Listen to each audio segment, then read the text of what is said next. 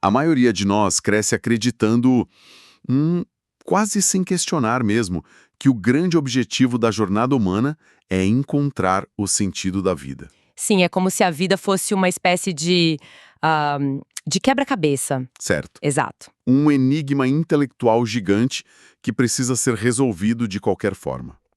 Mas, e se essa premissa básica estiver completamente errada? Essa é a grande questão. Pois é, e se a nossa alma não estiver buscando um sentido racional, mas sim o simples e absoluto arrebatamento de estar vivo? Hoje, nós vamos fazer um mergulho profundo nas conversas históricas que compõem o livro O Poder do Mito. Uma obra fundamental, com certeza. Com certeza. É um material que registra o diálogo profundo entre o jornalista Bill Moyers e o mestre da mitologia comparada Joseph Campbell. E olha, esse livro propõe uma virada de chave brutal. E tão necessária, sabe? Porque mostra que os mitos não são historinhas para dormir. Nem mentiras do passado, né? Isso, eles são, na verdade, manuais de sobrevivência para nossa alma.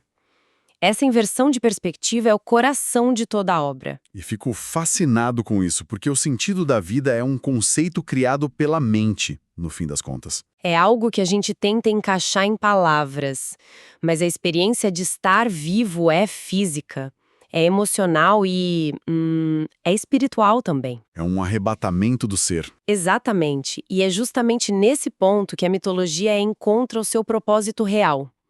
Os mitos funcionam como mapas interiores dessa experiência toda. Mapas que foram deixados por gerações muito antigas, certo? Sim, gerações que vieram muito antes de nós, mostrando como é possível fazer com que a nossa rotina diária, no plano físico, ressoe com a nossa realidade mais íntima. E para entender o piso de ter um mapa desses, eu acho que a melhor estratégia é observar o que acontece com uma sociedade que tenta caminhar sem ele. O que, infelizmente, é o retrato muito claro do nosso mundo moderno. Nossa, sem dúvida.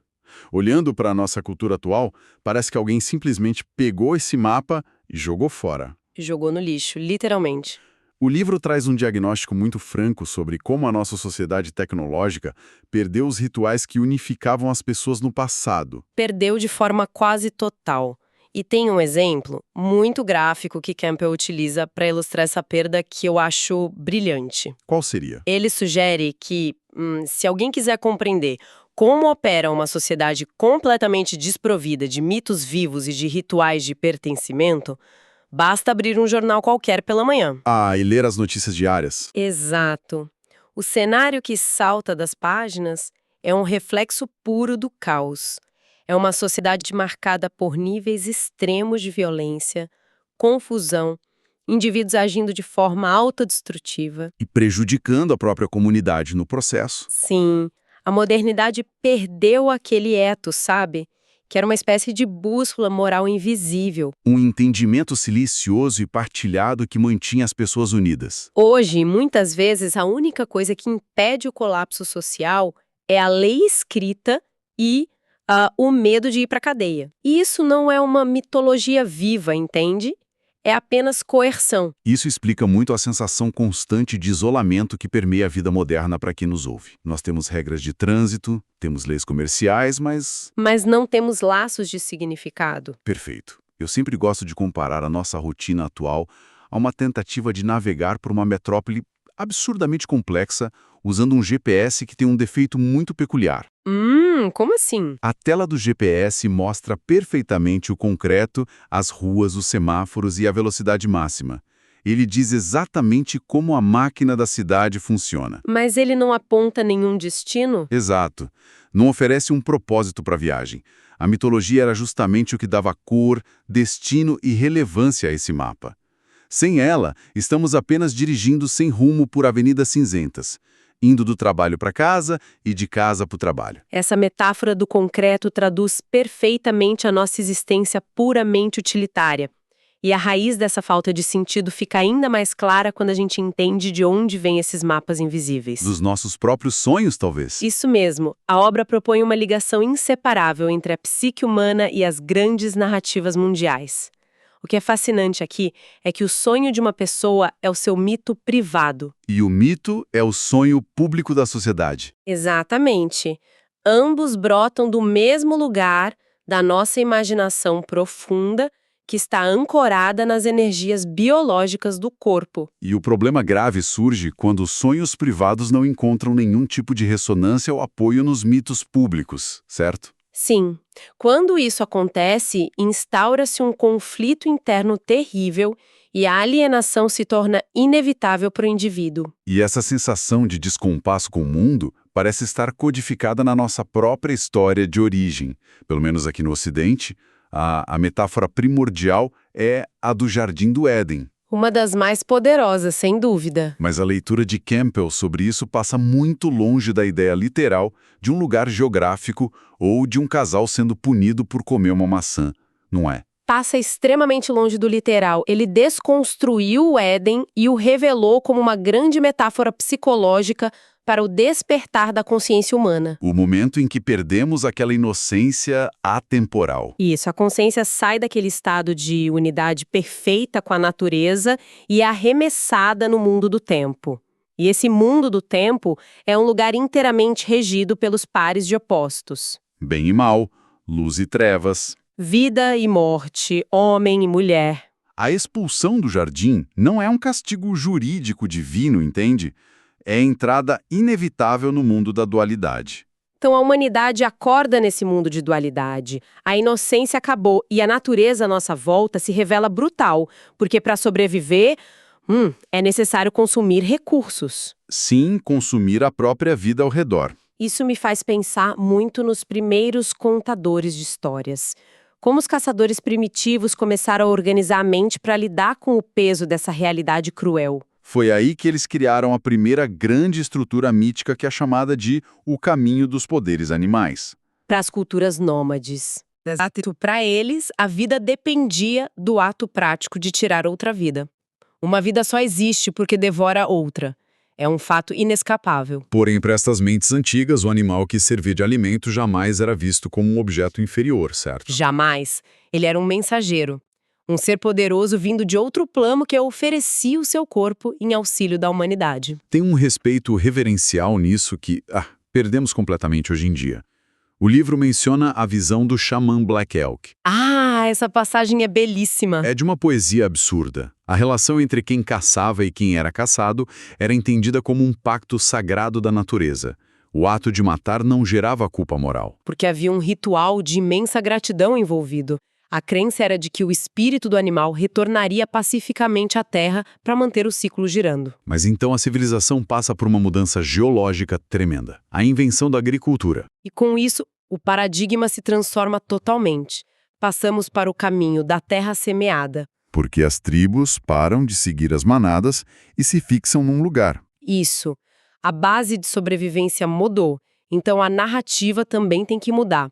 O foco central passa a ser a semente. Que precisa literalmente morrer e ser enterrada na escuridão. Sim, para que um novo broto consiga nascer e alimentar toda a comunidade. É daí que a psique extrai uma lição muito profunda, de que a morte é a mãe da vida. E o sacrifício ganha o centro do palco. Exatamente. Sacrifícios de colheitas, de animais e até sacrifícios humanos em algumas sociedades antigas. O sangue alimentava a terra para garantir o ciclo seguinte. Mas olha, ouvindo toda essa mecânica sobre chuva e sementes, a primeira coisa que vem à mente é um certo ceticismo. Como assim? Não seriam essas histórias apenas formas primitivas e um pouco desesperadas de ciência? Uma tentativa de pessoas antigas de tentar explicar a meteorologia antes de existirem telescópios e laboratórios? É um questionamento perfeitamente válido do ponto de vista moderno. Mas a resposta de Campbell é não. Precisamos separar as coisas. Entendo. Se o objetivo fosse puramente manipular as forças físicas de forma mecanicista, forçando a chuva a cair com uma dança exata, estaríamos falando de magia, não de mitologia. Há uma diferença clara aí. Muito clara. Se conectarmos isso a um panorama maior, o papel da mitologia não era atuar como uma ciência climática. O papel era proporcionar uma reconciliação psicológica estrutural. Para que a mente humana pudesse participar desse ato doloroso de consumir a vida sem ser esmagada pela culpa. Exato.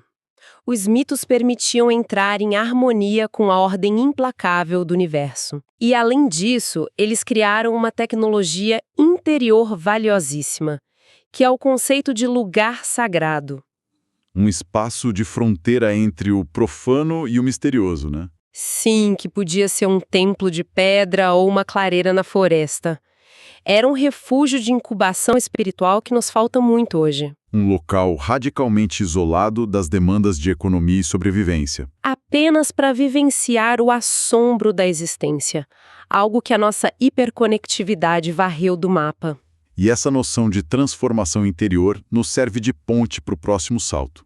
Já entendemos como os antigos lidavam com o cosmos, mas como o indivíduo moderno lida com a sua própria evolução. É aqui que entra a figura universal do herói. Sim, e aqui é onde a coisa fica realmente interessante, com a estrutura do monomito. O padrão universal da jornada do herói detalhado pelo Campbell. A ideia de culturas separadas por milênios e oceanos escreveram essencialmente a mesma história. A espinha dorsal é sempre a mesma, composta de 3 etapas principais: a partida do mundo comum, a iniciação com provações obscuras e o retorno. O retorno com o elixir para a sociedade. Isso não ficou só nas bibliotecas da Grécia Antiga.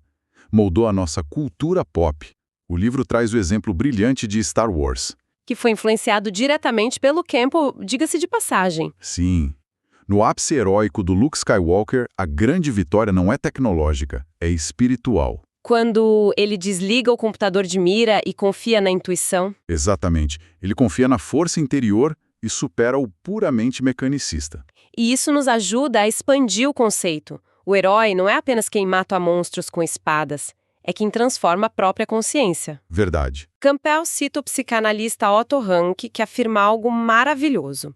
Ele diz que até mesmo o ato de nascer é uma jornada heróica incrível. O nascimento de um bebê como jornada do herói. É quebra de paradigma total. Sim, pense bem. A criança está imersa no útero, um mundo perfeito, e subitamente precisa atravessar um canal de tremenda dor para emergir num ambiente hostil. E a mãe também, que caminha pela beira do abismo para dar a vida. Nosso heroísmo é duplo ali. E o fim dessa jornada nunca é a glória pessoal. Nunca. O verdadeiro fim da jornada é conquistar sabedoria para servir aos outros. E essa jornada frequentemente envolve a busca por algo perdido, muitas vezes ligado à origem da própria vida, o que nos remete ao aspecto feminino do divino. Que foi, infelizmente, suprimido historicamente. A queda da deusa. Originalmente, a divindade era feminina, a Mãe Terra. Mas com as invasões de povos guerreiros... Os deuses do céu e do trovão chegaram. Sim, figuras masculinas como Zeus e Jeová subjugaram as mitologias da deusa. O livro ilustra isso muito bem com o mito de Marduk destruindo Tiamat. Cortando o corpo dela para criar um mundo. É brutal. Muito violento. Mas a força desse feminino sempre renasceu, como no arquétipo do nascimento virginal. Que não é um evento físico literal. De jeito nenhum.